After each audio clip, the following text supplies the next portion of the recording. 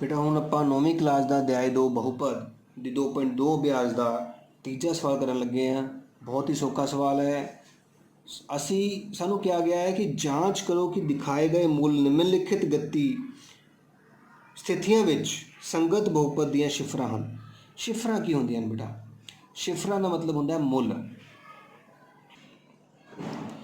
जिस वैल्यू ते जिदा आप पी ऑफ 2 कटते हैं, पी ऑफ 1 कटते हैं, जे ये वैल्यू भरन ते आंसर 0 आवे तो यदा मतलब 2 उस बहुपद की शिफर होएगी। शिफर आंसर आना चाहिए तो शिफर होंगी है।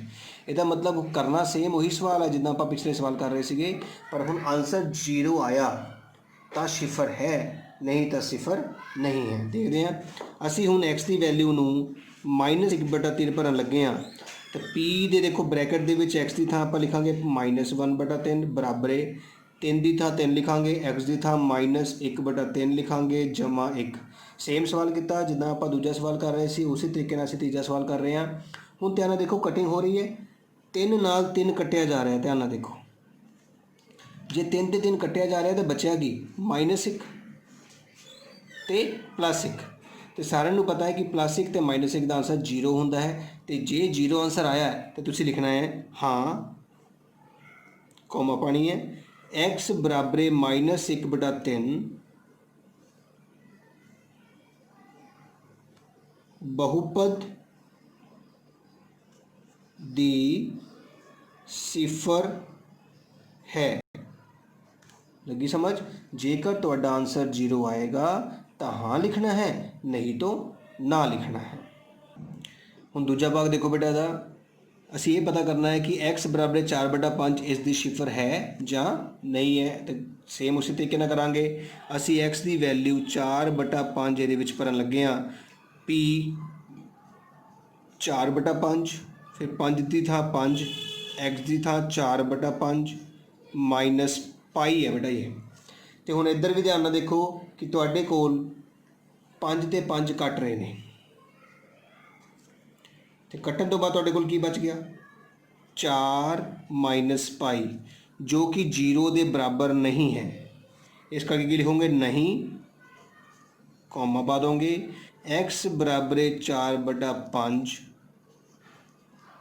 दिती बहुपद दी सिफर नहीं है। लगी समझ? 0 आंसर आया तो शिफर है, नहीं तो शिफर नहीं है। हुण आपां तीजा भाग करन लगे ध्यान नाल देखियो। तीजे भाग दे विच फिर साडे कोल पी एक्स दे के एक्स की थां 2 वैल्यूज दित्तियां गईयां बेटा। घबराउण की लोड़ नहीं है। सब तो पहलां आपां एक्स की वैल्यू 1 मनांगे तो ये भरांगे पी ब्रैकेट दे विच 1 बराबर 1 की घात 2 -1। ध्यान नाल देखियो एक्स की थां मैं 1 भर लिया है। घात 2 होने करके इनू कितनी बार लिखांगे? 2 बारी लिखांगे। 1 गुणा 1 1 ही होंदा है। तो 1 - 1 कितना हो गया 0। तो तुसीं की लिखोगे हाँ कौमा x बराबर 1 दिती बहुपद दी सिफर है। तो इत्थे तुसीं एक लाइन कर पाओगे। तो हुण इहदे विच दूजा भाग भी इत्थे ही कर दोगे। हुण एक्स की वैल्यू कितनी दी गई? सानू -1 दी गई है। तो हुण पी एक्स आपां दूर है, कई बार दूर होवे तो दोबारा लिख लेना वधिया हुंदा है, गलती ना होवे। हुण आपां एक्स की वैल्यू नूं -1 भरन लगे हैं।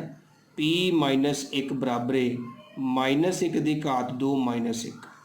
हुण घात 2 होने करके सानू -1 कितनी बारी लिखना है? 2 बारी लिखना है बेटा।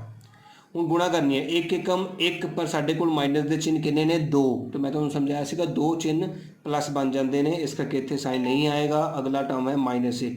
तो फिर साडा आंसर बेटा 0 ही आ गया है। इस करके असीं की लिखांगे हाँ कौमा x बराबर -1 दिती बहुपद दी सिफर है। तो इस तरह साडा तीजा भाग भी खत्म हो गया है। हुण आपां चौथा भाग करांगे। ध्यान नाल देखना तुसीं। फिर चौथे भाग दे विच फिर साडे कोल एक्स की 2 वैल्यूज दित्तियां गईयां ने। सब तो पहलां आपां एक्स की वैल्यू -1 मान के चलते हैं। तो इस पी एक्स दे विच भरांगे। ध्यान नाल देखियो पी ब्रैकेट दे विच -1 बराबर ब्रैकेट दे विच जिथे जिथे एक्स है बेटा उत्थे -1 भरना है। -1 + 1 -1 -2। इस ब्रैकेट ਨੂੰ सॉल्व किया तो 0 आया बेटा, गुणा इस ब्रैकेट ਨੂੰ सॉल्व किया तो ब्रैकेट ਦੇ ਵਿੱਚ माइनस माइनस प्लस ਹੁੰਦਾ है, तो ਵੱਡੇ ਦਾ मान करिए तो माइनस साइन नाल लाना पैना है, तो 0 गुणा सारिਆਂ ਨੂੰ 0 ही करती है, इस करके की लिखांगे हाँ कॉमा x बराबर -1 ਦਿੱਤੀ बहुपद दी सिफर है। तो इस तरह साडा एक भाग खत्म हो जाता है। हुण असीं दूजा भाग करन लगे हैं, ध्यान नाल देखियो। पी एक्स साडे कोल दिता गया है 2, तो इहदा मतलब पी की ब्रैकेट दे विच 2 लिखांगे, तो इत्थे 2 आएगा तो इत्थे 2 आएगा, मतलब 2 + 1 ब्रैकेट दे विच 2 - 2। 2 ते 1 नूं जोड़िया तो 3 आया, पर 2 - 2 तो 0 हुंदा है, 0 नाल किसी भी गुणा करो तो बेटा फिर 0 आ गया। इहदा मतलब हाँ कॉमा x बराबर 2 ਦਿੱਤੀ बहुपद दी सिफर है। इस तरह साडा चौथा भाग भी इस सवाल का पूरा हो चुका है। उम्मीद कर रहे हैं कि तुहानूं वधिया तरीके नाल समझ आ रहा होगा। पंजवां भाग देखो, पी एक्स बराबर एक्स की घात 2, तो एक्स की वैल्यू कितनी दी गई है तुहानूं 0। इसका मतलब हुण आपां एक्स की थां 0 करांगे, तो आंसर भी साडे कोल साफ ही दिख रहा है कि 0 ही आएगा। तो हाँ x बराबर 0 ਦਿੱਤੀ बहुपद दी सिफर है। छेवां भाग देखो ध्यान नाल, छेवें भाग दे विच सानूं x की वैल्यू दी गई है -m/l। ध्यान नाल देखना है बेटा, घबराना नहीं सवाल लई। p की ब्रैकेट च लिखिया -m/l, बराबरी की थां बराबरे आ x है ना, इत्थे x की थां असीं ब्रैकेट च लिखना है -m/l। बाकी तो सारा सेम ही उतारना होंदा है। हुण देखो l नाल l तुहाडा कट रहा है, जे l नाल l कट गया तो बचिया की -m ते +m, जो कि 0 बन गए। इसका मतलब हाँ x बराबर -m/l ਦਿੱਤੀ बहुपद दी सिफर है। ਹੁਣ ਆਪਾਂ ਸੱਤਵਾਂ ਭਾਗ ਕਰਨ ਲੱਗੇ ਹਾਂ, ਧਿਆਨ ਨਾਲ ਦੇਖਿਓ। ਸੱਤਵੇਂ ਭਾਗ ਦੇ ਵਿੱਚ ਫਿਰ ਸਾਡੇ ਕੋਲ ਦੋ ਸੰਖਿਆਵਾਂ ਦਿੱਤੀਆਂ ਗਈਆਂ ਹਨ। ਸਭ ਤੋਂ ਪਹਿਲਾਂ ਆਪਾਂ x ਦੀ ਵੈਲਿਊ -1/√3 ਮੰਨਾਂਗੇ, ਤੇ ਜਿੱਥੇ ਜਿੱਥੇ x ਹੈ ਉੱਥੇ ਆਪਾਂ 1/√3 ਲਿਖ ਰਹੇ ਹਾਂ। ਧਿਆਨ ਨਾਲ ਦੇਖਿਓ, -1/√3, ਫਿਰ 3 ਬ੍ਰੈਕਟ ਵਿੱਚ x ਦੀ ਥਾਂ -1/√3 ਦੀ ਘਾਤ 2 -1। ਸਮਝ ਆ ਰਹੀ ਹੈ। ਹੁਣ ਮੈਂ ਤੁਹਾਨੂੰ ਜਿੱਦਾਂ ਸਮਝਾਇਆ ਸੀਗਾ ਕਿ 2 ਘਾਤ ਦਾ ਮਤਲਬ ਹੁੰਦਾ ਹੈ ਉਸ ਰਕਮ ਨੂੰ 2 ਵਾਰੀ ਲਿਖਣਾ, तो असी इस रकम नूं 2 बारी लिख लिया है -1। हुण सब तो पहला एक चीज़ ध्यान रखनी है कि ऊपर वाली रकम ऊपर वाली नाल गुणा होंदी है, थल्लड़ी रकम थल्लड़ी। अंश हमेशा अंश नाल गुणा होंदा है, हर हमेशा हर नाल गुणा होंदा है। 3 एकम 3 एकम 3 3 ही आया, 2 माइनस प्लस बन गए, तो वर्गमूल 3 ते वर्गमूल 3 की गुणा हमेशा 3 होंदी है। ये असी पहले चैप्टर दे विच कर चुके हैं कि दो वर्गमूल दे विच जे रकम सेम है तो उन्हां दी गुणा विच वर्गमूल हट जाता है -1। जे इनू कट्टिए तो साढ़े कोल 1 बचता है, तो 1 - 1 साढ़े कोल कितना आ जाता है 0। तो फिर असी की लिखांगे हाँ x बराबर -1/√3 ਦਿੱਤੀ बहुपद दी सिफर है। सेम इसी तरह नाल हुण आपां इहदा दूजा भाग करांगे। दूजे भाग दे विच साडे कोल x की वैल्यू कितनी दी गई है 2/√3। असी इत्थे ही पढ़ना है सिर्फ, तो p ब्रैकेट विच 2/√3 बराबर 3 ब्रैकेट विच 2/√3। देखो 3 तो बाद ब्रैकेट दे विच 2/√3 की घात 2 -1 3। असी 2/√3 नूं असी 2 बार लिखांगे क्योंकि घात 2 लगी है -1। हुण 3 दूनी 6 दूनी 12, तो थल्ले वर्गमूल 3 हुंदा है -1।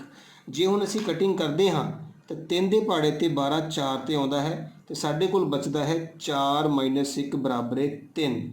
इसका मतलब जो कि 0 नहीं है, तो की लिखोगे नहीं x बराबर 2/√3 ਦਿੱਤੀ बहुपद दी सिफर नहीं है।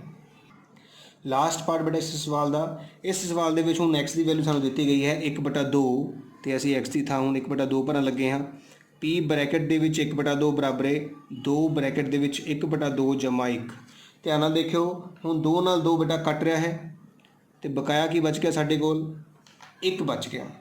ਲੇਕਿਨ ਅਗਲੇ ਰਕਮ ਵੀ ਪਲੱਸ 1 ਹੀ ਹੈ ਅਤੇ ਜੋ ਕਿ 2 ਬਣ ਗਿਆ, ਜੋ ਕਿ 0 ਨਹੀਂ ਆਇਆ ਹੈ। ਇਸ ਕਰਕੇ ਨਹੀਂ x ਬਰਾਬਰ 1/2